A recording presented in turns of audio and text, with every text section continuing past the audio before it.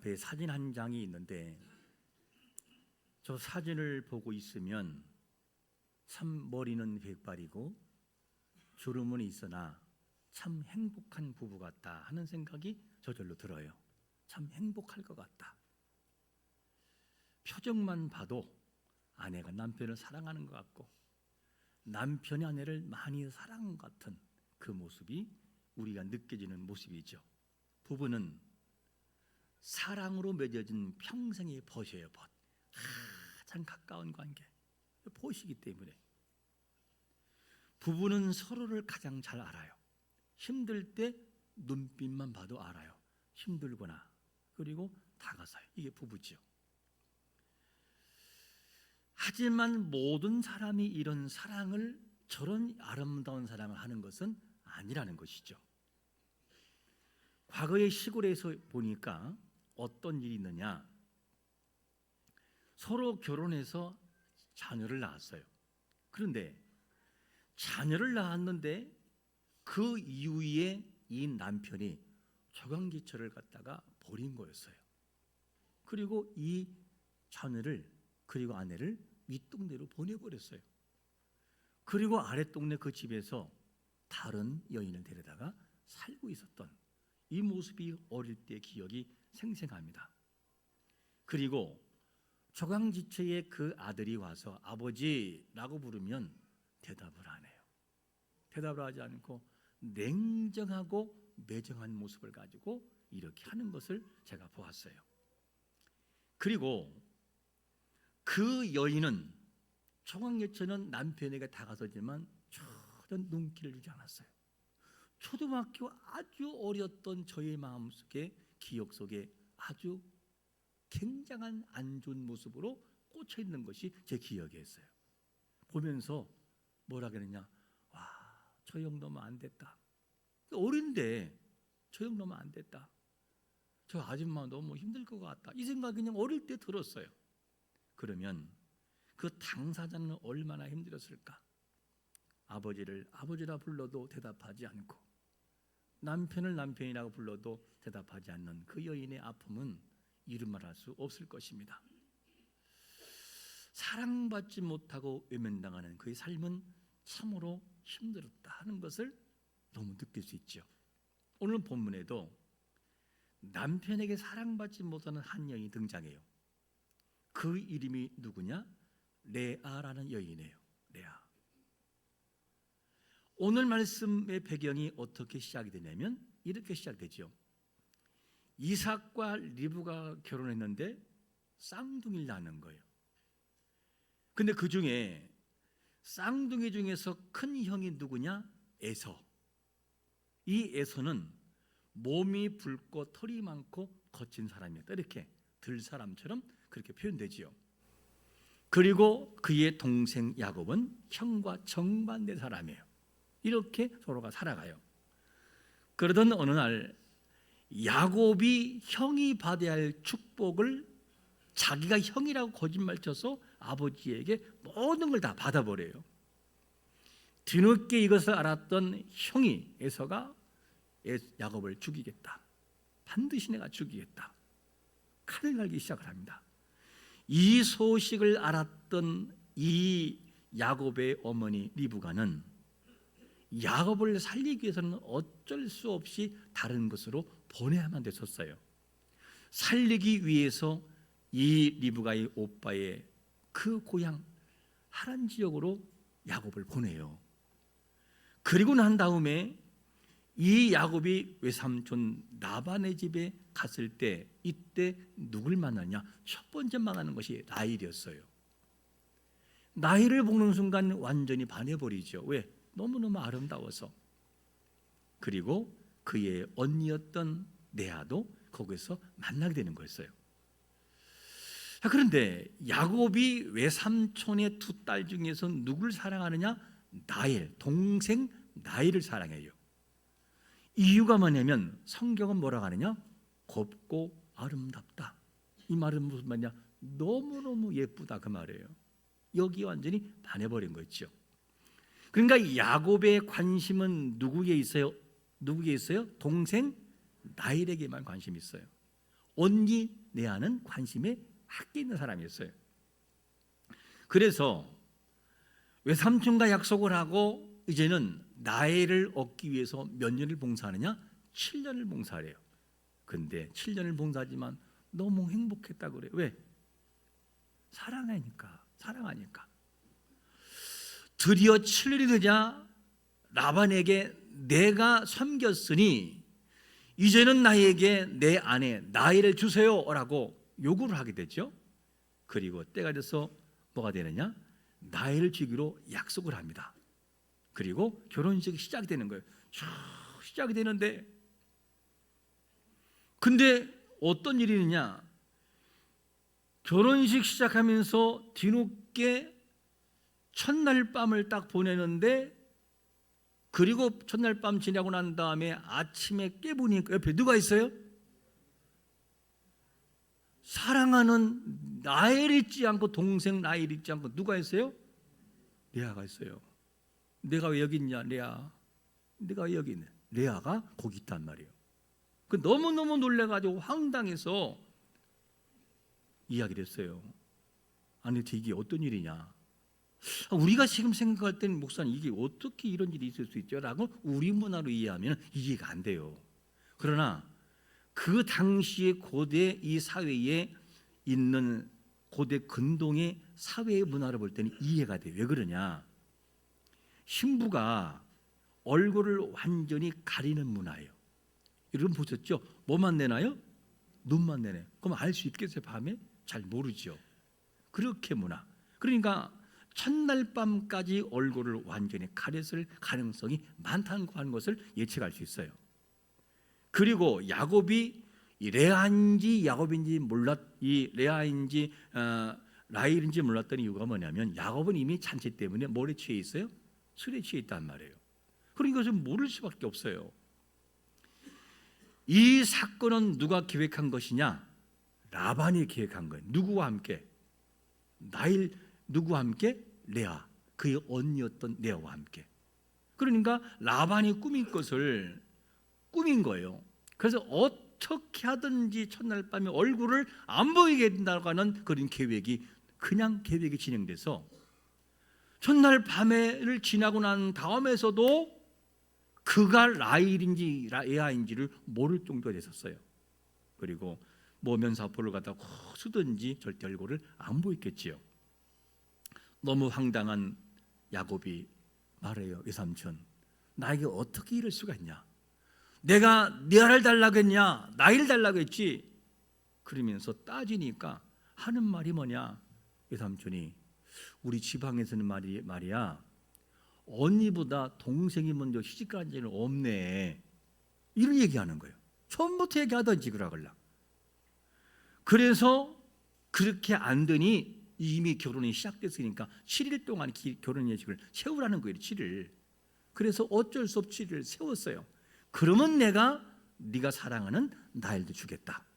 그리고 이 7일을 채운 다음에 누굴 주나? 나일을 주고 다시 7년을 섬기게 해요. 준 다음에 7년을 섬겨요. 7년 섬기고 주는 게 아니고. 이렇게 돼서 졸지에 야곱은 아내가 몇 명 됐어요? 2명이 된 것이에요. 어떤 분들은 좋겠다고 하지만 좋을 게 뭐가 있어요? 이렇게 돼서 아내가 2명이 된 거였었어요. 자, 우리는 여기서 이런 질문을 가질 수 있어요. 아니 어떻게 이런 문화에서 외삼촌의 딸과 결혼할 수 있지? 이렇게 생각할 수 있지만 우리 문화에서는 안 맞지만 당시의 문화에서는 그것이 가능했었어요. 어떻게? 고대 근동의 풍습은 가족, 친족 그리고 안에서의 결혼이 있었어요. 이유가 뭐냐? 재산과 혈통을 보존하기 위한 수단이었어요. 그런가 하면 신앙을 지키기 위한 수단일 수 있었어요. 그리고 낯선 이방의 문화와 종교로부터 어떻게 하느냐?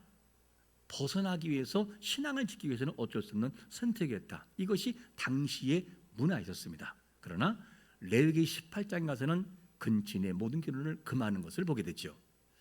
이런 상황에서 레아는 사랑받지 못하는 결혼 생활을 할 수밖에 없었다. 참 여인의 아픔이었어요. 자, 우리는 본문을 통해서 사랑받는 사람에게 사랑받는 라헬, 남편에게 사랑받는 라헬과 사람 즉 남편에게는 사랑받지 못하지만 그런데 하나님이 그를 사랑하심으로 어떻게 바뀌는가 역전되는지에 대한 부분을 우리에게 말씀하고 있어요. 자, 그러면 먼저 사람에게 외면당하고 남편에게 사랑받지 못하는 레아를 누가 이루하시느냐 하는 거죠. 첫 번째로 보니까 여호와께서 누구를 이루하셔요? 레아를 이루하셔요. 31절을 같이 읽겠습니다. 시작. 여호와께서 레아가 사랑받지 못함을 보시고 그의 태를 여셨으나 라헬은 자녀가. 성경은 야곱이 라헬을 레아보다 사랑했다 그래. 더 사랑했다. 생각을 한번 해보세요. 사람과 사람의 관계에서도 한 사람에게 관심 가지면 다른 사람이 마음이 상하는데 특히 여인의 마음이 어땠을까? 이거는 생각하기도 힘든 일이죠. 아내 같은 아내 입장인데 동생만 감싸들고 아내는 관심이 없다면 그게 결혼 생활이 있냐는 얘기죠. 힘든 결혼 생활이죠. 이 말은 레아의 결혼 생활은 얼마나 힘들었는지를 알 수 있는 대목이에요. 남편의 사랑이 동생에 쏠리는 상황에서 레아의 마음속에는 시간이 흐르면 흐를수록 상처와 아픔 투성이었다. 그게 아픔이었어요. 남편에게 사랑받는 라헬은 부족할 것이 없었어요. 동생은 왜 사랑받으니까 부족할 게 없잖아요. 하지만 레아가 남편에게 외면당하는 것은 아픔이었어요. 이 아픔을 당하는 레아에게 누가 찾아오시느냐? 하나님이 그를 찾아가셔요. 그거를 뭐라 하느냐? 사랑받지 못함을 보시고 이렇게 표현돼 버려요. 여러분, 우리가 아플 때 하나님이 우리를 찾아오시고 우리를 도우시는 걸 믿으시기를 축원합니다. 성경은 뭐냐? 사랑받지 못함을 보셨다.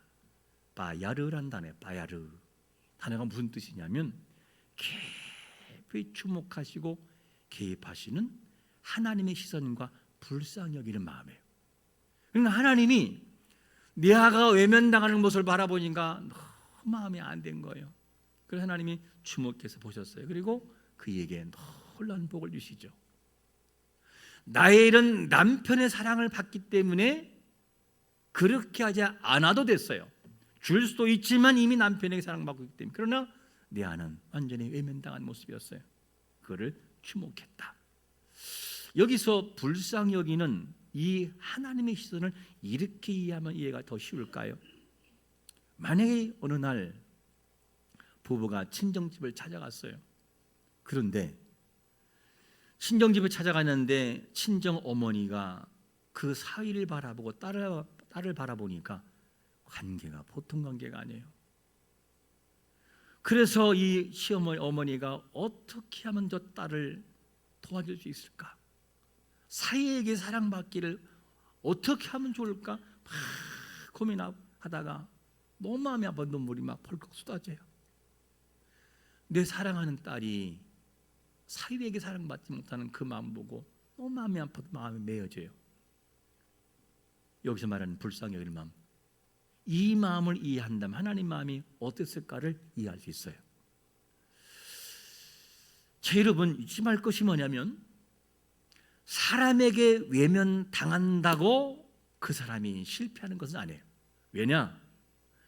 하나님이 약한 자를 찾아오시고 하나님이 그를 불쌍히 여기시기 때문에 그의 인생도 희망이 있음을 믿으시기를 축원합니다. 그래서 뭐라고 하냐? 하나님의 공률한 사랑을 시편 34편 18절에서 이렇게 말씀하죠. 여호와는 무엇이 마음에 상한 자를 어떻게 한다고요? 가까이 하신다는, 가까이. 여러분, 우리가 사람에게 외면당하고 무시당할 때 하나님이 우리를 자세하게 바야르, 자세하고 깊게 보고 있음을 조금도 의심하지 않기를 축원합니다. 하나님 보고 있다는 거예요. 하나님이 사랑받지 못하는 것을 보신 하나님이 레아의 태의문을 열어줘요. 태의문을 열어주어서 자녀를 낳게 돼요. 결혼한 우리 신혼부부 그리고 젊은 여성들의 태가 열리시기를 예수 그리스도의 이름으로 축원합니다. 하나님이 복을 주시면 안 될 것이 없어요. 그리고 어떤 일이 벌어지냐, 그때부터 내 아이의 삶이 열리기 시작하는데 32절에서는 이렇게 표현합니다. 레아가 임신하여 아들을 낳고 그 이름을 루벤이라 하여 이르되 여호와께서 나의 괴로움을 돌보셨으니 이제는 내 남편이 나를 사랑하리로다 하였더라. 첫 번째 루벤을 낳고 하는 말이 뭐냐면 여호와께서 누구의? 나의 괴로움을 어떻게 한다? 돌보셨다. 아니 얼마나 레아의 마음이 아팠으면 이런 얘기를 하겠냐고요. 여호와께서 나의 괴로움을 돌보셨도다. 괴로움, 여인의 괴로움. 남편에게 사랑받고 싶은 대상을 주잖아요. 너무너무 외롭고 힘들어. 그때 하나님이 어떻게 하냐? 날 돌보셨다. 이 돌보심, 즉 남편에게 사랑받고 싶은 그 마음이 이렇게 표현되는 걸 봐요. 두 번째, 그리고 시몬을 낳아요. 그리고 뭐라고 하느냐? 여호와께서 내가 사랑받지 못함을 들으셨도다. 사랑받지 못한 거. 여인은 계속 레아는 나 사랑받고 싶어요. 사람에게 사랑받고 싶고 남편에게 사랑받고 싶어요. 사랑받지 못했어요. 하나님이 자녀를 주므로 그렇게 나를 이해해 주었어, 이 얘기예요. 세 번째 레위를 낳고 뭐라고 하느냐? 내 남편이 지금부터 나와 뭐하냐? 연합하리로다. 얼마나 하나가 안 됐으면은 자녀를 통해 될 거란 기대를 걸고 있을까? 여러분, 사람에게 만족을 얻을 수 없어요. 그것이 사랑하는 남편이랄지라도 완전한 만족을 채울 수 없고, 내가 그렇게 믿는 사람이랄지라도 그 사람 나를 완전하게 만족 줄 수 없어요. 이게 인간의 연약한 모습이에요. 이렇게 사람에게 의지하고 사람을 의지하고 남편에게 사랑을 요구했던 레아가 눈이 열리기 시작하는 거예요. 누구 몇 번째 자녀가 태어나느냐? 네 번째 자녀가 태어나는데 아들의 이름을 낳은 후에 뭐라고 하느냐? 이 레위라고 짓는데 그 다음에 남편을 향한 시선이 완전히 바뀌어버려요. 그리고 시선이 바뀐 다음에 뭐라고 고백하느냐? 두 번째 이렇게 고백합니다. 내가 뭐라고요? 이제야 여호와를 찬송하리로다. 한번 35절 읽어볼까요? 시작. 그가 또 임신하여 아들을 낳고 이르되 내가 이제는 여호와를 찬송하리로다 하고 이로 말미암아 그가 그의 이름을 유다라 하였고 그의 출산이 멈추었더라. 끝난 것이 아니고 일시정지. 뒤에 이렇게 또 나옵니다. 이제는 일한다니, 이제는 이 편돼요. 인생의 방향이 완전히 바뀌는 걸 봐요. 그동안은 남편에게 사랑받지 못한 것에 대해서 계속 받는 것으로 완전한 목숨을 걸었다고 한다면 이제는 뭐가 되느냐? 남편에게서 하나님에게로 방향이 바뀌어져 버려요. 하나님에게로. 여러분, 우리의 인생의 눈이 사람에게 의지하던 그것이 하나님에게로 향할 때, 내 인생의 주체가 되시고 나를 이끌어 가시는 예수 그리스도로 향할 때에 만족을 경험하는 걸 믿으시기를 축원합니다. 하나님에게로 향해요. 이게 내 아이의 열리는 모습이었어요. 요한복음 4장 이하의 사마리아 여인 등장합니다. 그 여인이 몇 명이느냐? 남편이 5명이에요. 남편이. 그리고 6번째는 남편은 아닌데 그냥 살고 있는 사람이에요.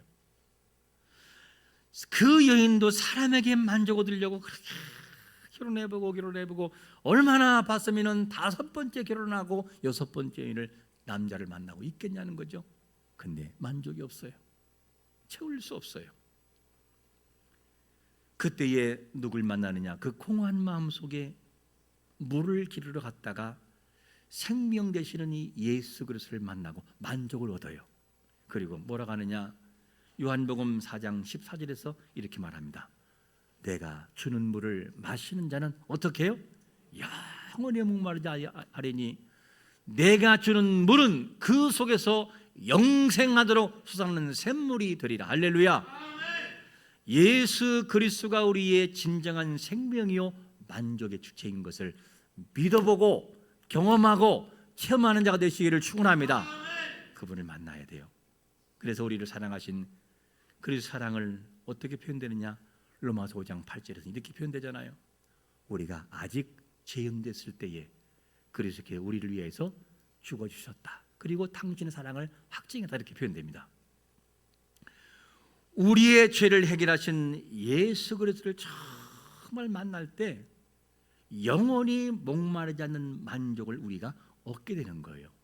이론이 아니라 실제로 그분을 이렇게 만나는 경험이 우리에게 있어야 됩니다. 우리를 향한 그 사랑은 사람이 끊을 수 없고 천사도 끊을 수 없고 어느 누구도 끊을 수 없다. 그분의 하나님의 사랑을 남편의 위로를 받았던 나일보다 하나님의 위로를 받았던 레아의 삶에 더 아름답고 기름진 모습으로 평가되는 걸 보게 됩니다. 얼른 보기에는 사람에게 인정받았던 나일이 훨씬 더 될 것처럼 보이는데 결과를 놓고 보면 그게 아니더라는 거예요. 레아가 난 유다 지파에서 이스라엘 왕들이 나오고 그 계보에서 다윗이 태어나고 그 수세기 후에는 그 가문에서 인류의 구주 예수 그리스도가 오셔요. 메시아는 야곱이 사랑했던 나엘의 계보에서 나오는 게 아니고 사람에게 외면당했던 레아를 통해 나온다고요. 누가 사랑하니까? 하나님이 사랑하니까, 하나님이 돌보시니까, 하나님이 바라보시니까. 이게 하나님의 사랑과 사람과 사랑이 비교되는 모습입니다. 그러므로 우리가 살아가는 삶에 있어서 사람에게 너무 사랑받는 것에 마음을 두지 마세요. 사람에게 사랑받는다고 그 인생이 펼쳐지는 것만은 아니라 그 얘기예요. 여러분, 생명의 주체이신 하나님의 사랑을 받는 자가 되시기를 축원합니다. 그게 본질이라고요, 본질. 그래서 하나님은 연약해 보이는 사람들을 통해서 일하셔요. 고린도전서 1장 27절에서 뭐라고 말하냐? 그러나 하나님께서 세상에 미련한 것들을 택하사 지혜 있는 자들을 부끄럽게 하려 하시고 세상에 약한 것들을 택하사 강한 것들을 부끄럽게 하시는 것을 믿으시기를 축원합니다. 우리는 누굽니까? 참 복된 사람들이에요.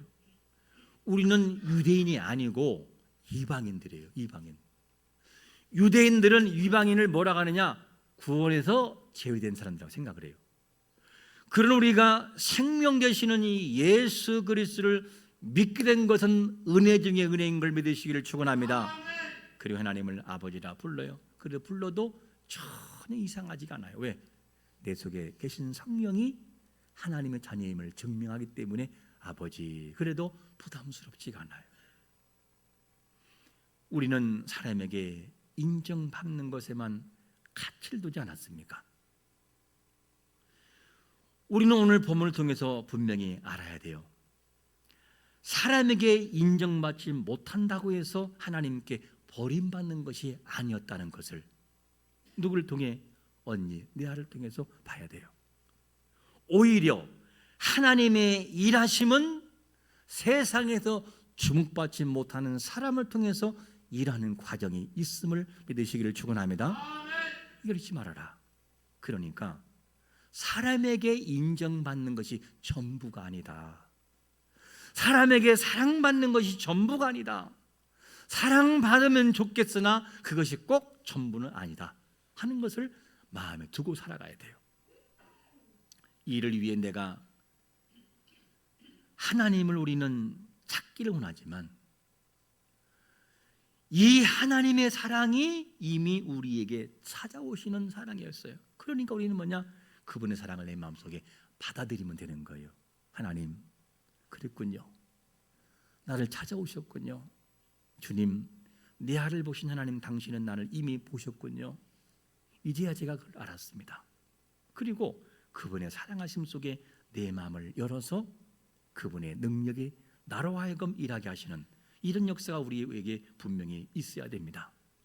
여러분, 우리가 하나님을 먼저 사랑한 것이 아니고 주님이 우리를 먼저 사랑하신 것을 믿으시기를 축원합니다. 그래서 우리는 할 수 있는 거예요. 먼저 사랑해 주셨기 때문에 그거를 빨리 우리가 알아야 돼요. 사람의 인정보다 하나님의 시선이 더 중요한 것을 우리가 알아야만 돼요. 우리는 그동안 사람의 시선만 너무나도 집중돼 있었어요. 하나님 우리를 사랑하고 있다는 것을 알 때 그것이 행복의 출발인 걸 아셔야 돼요. 사람들에게 외면당한 자리에서도 하나님은 여전히 우리를 보고 계신다. 보고 계세요.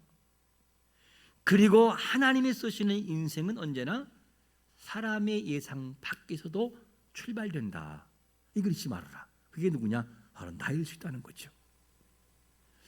우리가 깨달을 것이 뭐냐면 진정한 만족은 사람에게서 오는 것이 아니다. 사람에게서 오는 것이 아니라 하나님에게서 오는 것이다. 인생의 진정한 만족은 사람의 칭찬과 사람의 어떤 것이 아니라 우리의 영생에 주시는 예수 그리스도 그분에게서 나오는 것을 믿으시기를 축원합니다. 이거 우리가 알아야 돼요. 이거를 알았던 바울은 어떻게 바뀌냐? 삶이 완전히 바뀌어버려요. 어떻게 바뀌죠? 빌립보서 3장 12절과 14절을 한번 같이 읽겠습니다. 시작. 내가 이미 얻었다 함도 아니요 온전히 이루었다 함도 아니라 오직 내가 그리스도 예수께 잡혀받은 그것을 잡으려고 달려가노라. 푯대를 향하여 그리스도 예수 안에서 하나님이 위에서 부르신 부름의 상을 위하여 바뀌잖아요. 삶이 완전히 바뀌어버리잖아요. 왜? 인간에게 있었던 모든 시선이 하나님께로 향하고 하나님의 가치와 사랑을 느꼈던 바울의 삶은 완전히 뒤바뀌는 걸 봐요. 내 삶도 바뀌어져 버렸어. 어떻게? 남편에게서 하나님에게로 그때 행복이 주어지는 것을 보게 됩니다. 앞에 사진 한 장 보실까요? 사진 보면 우리는 이렇게 질문해 봐야 돼요. 나는 어떤 은혜를 사모하는가? 이 질문이에요. 사람의 위로를 원하는가? 아니 사람의 위로만을 원하는가? 아니면 하나님의 위로를 원하는가? 사람의 위로는 일시적이지만 그리스도의 위로는 영원한 사랑이에요. 그분의 사랑은 사람의 인정은 우리의 갈급함을 채울 수 없어요. 어떤 경우를 알지라도 사람의 사랑은 우리를 완전한 사랑으로 만족시킬 수 없어요. 우리의 죄를 해결하신 바로 예수 그리스도 그분만이 우리의 만족을 줄 수 있어요.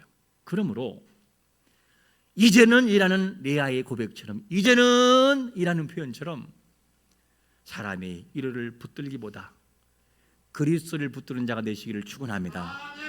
주님에게 그 은혜가 있어요. 주님 그걸 공급하셔요. 사람의 시선에 붙들렸던 우리가 하나님의 시선에 관심 갖는 자가 되시기를 축원합니다. 사람의 사랑을 붙들기보다 그리스도의 변찮은 사랑을 붙들므로 세상에 더 얻을 수 없는 그 만족이 우리 중심 속에서 흘러 넘치기를 예수 그리스도의 이름으로 축원합니다.